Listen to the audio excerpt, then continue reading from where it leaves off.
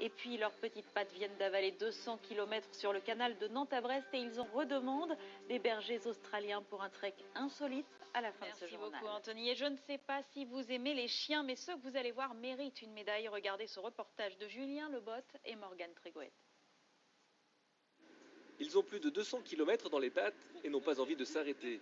Ces 4 bergers australiens ont découvert pendant 7 jours le canal de Nantes à Brest.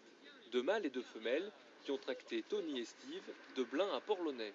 Ce ne sont pas des chiens de traîneau, mais ils peuvent tout à fait tirer des charges, comme ces trottinettes tout-terrain.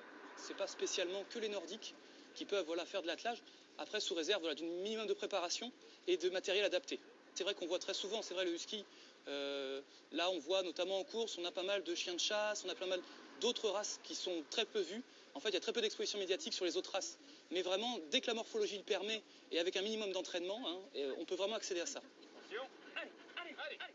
Originaires d'Orléans et de Beauvais, les 2 amis aiment l'attelage et cette race de chiens très populaire en Amérique. Elle ne vient d'ailleurs pas d'Australie malgré son nom, mais du Pays Basque. Le long des rives du canal, maître et chien ont vécu ensemble une semaine durant en quasi-autonomie.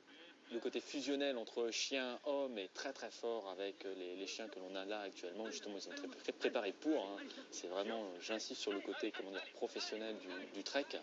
On a préparé les chiens aussi bien physiquement que mentalement. Tout comme la préparation physique de l'homme a eu lieu aussi.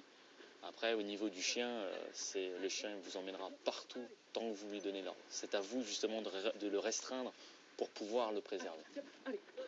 Les berges du canal étaient d'ailleurs adaptées aux chiens qui ne peuvent abuser du bitume abrasif pour leur coussiner. Mais menés avec sérieux, ils ont rallié l'arrivée du périple sans difficulté et leurs 2 meneurs espèrent désormais réaliser un trek plus long en 2017. Destination pour l'instant inconnue.